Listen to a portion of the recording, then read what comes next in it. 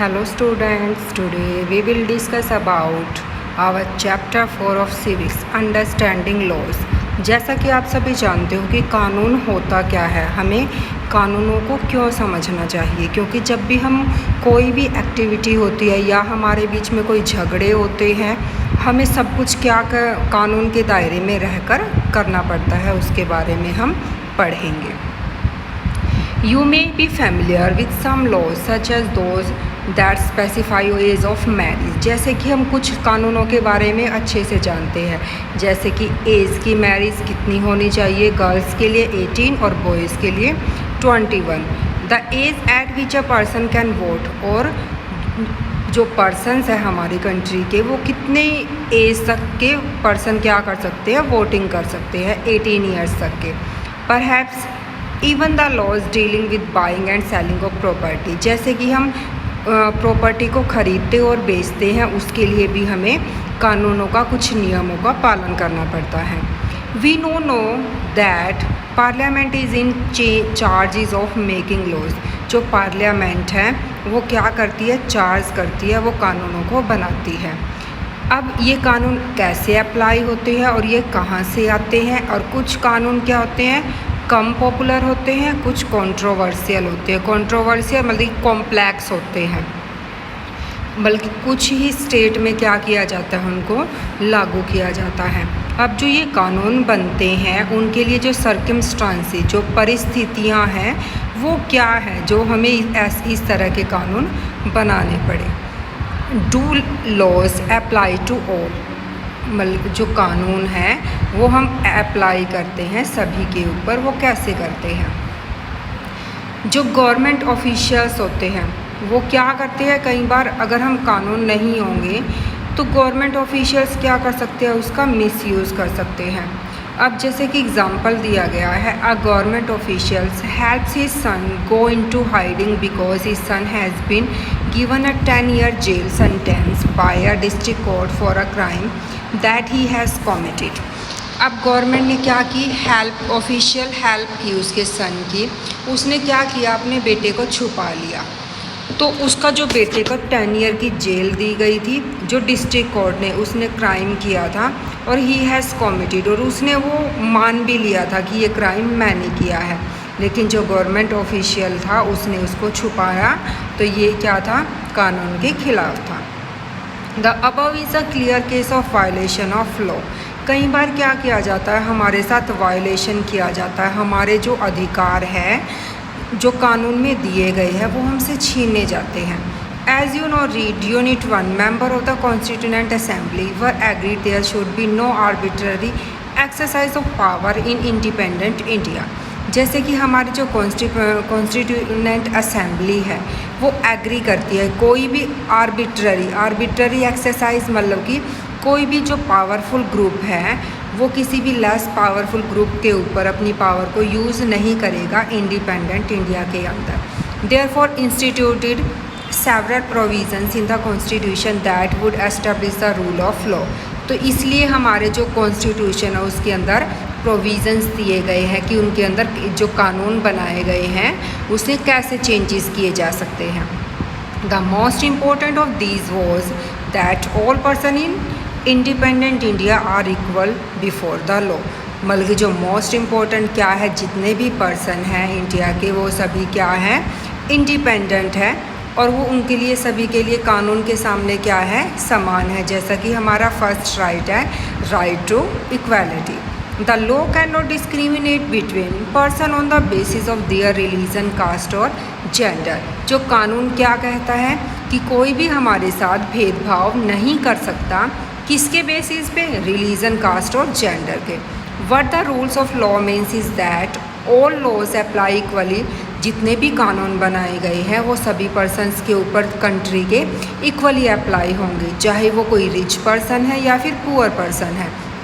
Neither a government official nor a wealthy person nor even the president of the country is above the law. कानून से बड़ा कोई भी नहीं है, ना तो कोई गवर्नमेंट ऑफिशियल है, ना कोई धनवान व्यक्ति है, और ना ही कोई जो प्रेजिडेंट है कंट्री का वो भी कानून से ऊपर नहीं है। Any crime or violation of law has a specific punishment as well as a process through which the guilt of a person has to be established. जो क्राइम है, वायलेशन किया जा रहा है कानूनों का, जो करता है ये इस तरह का जो क्राइम करता है उसके लिए स्पेसिफिक पनिशमेंट दी गई है हमारे कॉन्स्टिट्यूशन के अंदर. But was it always like this? In ancient India, जो हमारा प्राचीन भारत था, there were innumerable and often overlapping local laws. हमारे असंख्य, इन्यूमरेबल मतलब कि असंख्य क्या थे, कानून बने हुए थे अलग अलग एरियाज़ में. डिफरेंट कम्युनिटीज़ थी, इंजॉय करती थी different degrees of autonomy. Autonomy जो अधिकार होता है इन एडमिनिस्ट्रिंग मतलब कि शासन को चलाने के लिए. दीज लॉज, उन्होंने अपने अपने कानून बना रखे थे. Among their own, in some cases, the punishment that two persons receive for the same crime vary depending on their caste background. इन कुछ केसेस में क्या होता था, जो पनिशमेंट होती थी पहले पर्सन को, मान लो किसी ने मर्डर किया है तो जो रिच पर्सन होता था उसको मर्डर की सज़ा नहीं दी जाती थी, कम दी जाती थी. लेकिन जो लेस पावरफुल होता था, पुअर होता था, उसको सज़ा दी जाती थी. With lower caste being more harshly penalised, उसको पेनलाइज्ड किया जाता था. This slowly began to change as this system of law began to further evolve during the colonial period. अब जैसे जैसे ये धीरे धीरे इसमें क्या हुए, चेंजेस आते गए कानून के अंदर, और ये किसके अंदर शामिल किए गए, कॉलोनियल पीरियड में शामिल किए गए.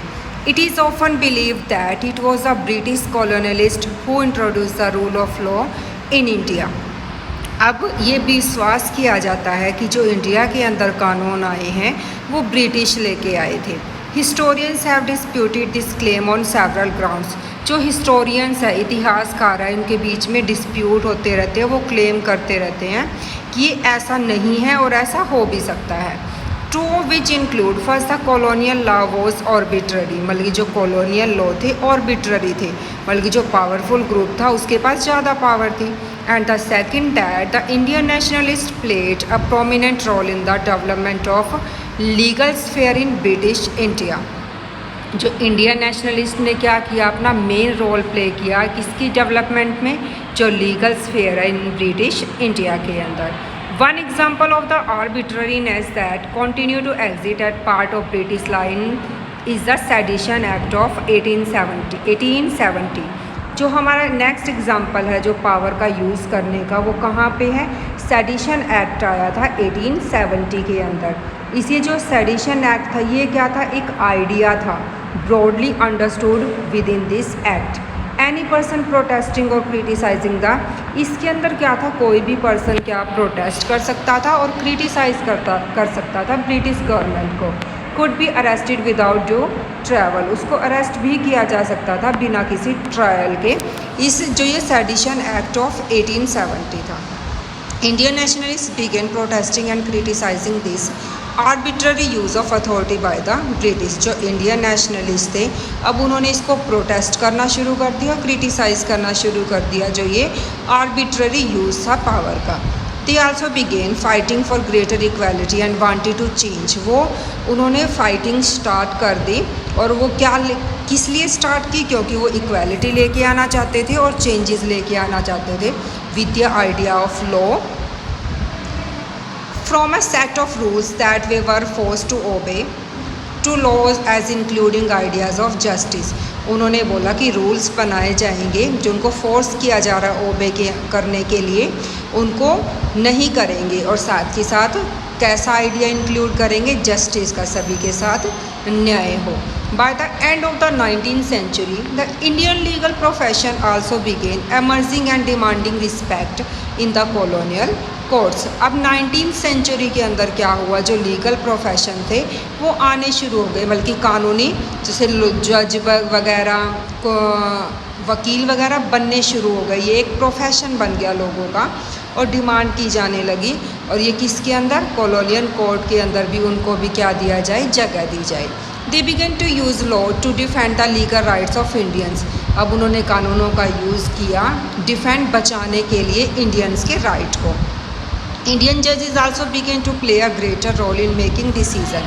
जो इंडियन जजेस है उन्होंने भी एक ग्रेटर रोल प्ले किया डिसीजंस को बनाने में। There were several ways in which Indians played a major role in the evolution of the rule of law during the colonial period.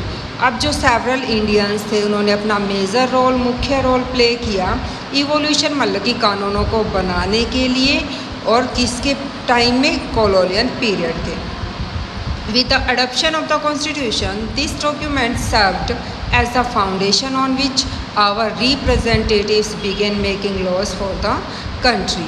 जो अडॉप्शन थी हमारा, जो कॉन्स्टिट्यूशन में कानूनों को शामिल किया गया, उसके लिए डॉक्यूमेंट्स बनाए गए और उसको रिप्रेजेंटेटिव किया गया, और साथ ही साथ वो कानून कंट्री के लिए लागू किए गए। Every year our representatives pass several new laws as well as revise existing one. जो एवरी ईयर क्या करते हैं, जो हमारे रिप्रेजेंटेटिव पास करते हैं सेवरल लॉज, और उनको में चेंजेस भी कर सकते हैं। In class 6 book you read about the Hindu succession amendment act 2005. According to the new laws, sons, daughter and their mother can get an equal share of family property. जो ये हमारा हिंदू सक्सेशन अमेंडमेंट एक्ट आया था 2005, इसमें क्या था, पहले जो बेटा था वही क्या कर सकता था, फादर की प्रॉपर्टी में हिस्सा ले सकता था, लेकिन इसमें चेंजेस किए गए, नया कानून आया, जो सन है, डॉटर है और मदर भी क्या कर सकती है, इक्वल शेयर होगा प्रॉपर्टी के अंदर। Similarly new laws have been enacted to control pollution and provide employment. नए लॉ भी आए गए, इनेक्ट किए गए, लागू किए गए कंट्रोल करने के लिए पॉल्यूशन को और प्रोवाइड एम्प्लॉयमेंट को। How do people come to think and propose that a new law is necessary. बल्कि पीपल कैसे सोचते हैं कि इसके लिए नए कानून बनने चाहिए और वो ज़रूरी भी होने चाहिए। You will read more about this in the text section. ये हम अपने नेक्स्ट सेक्शन में पढ़ेंगे और साथ के साथ उसमें हम स्टोरी के थ्रू भी इसको रीड करेंगे।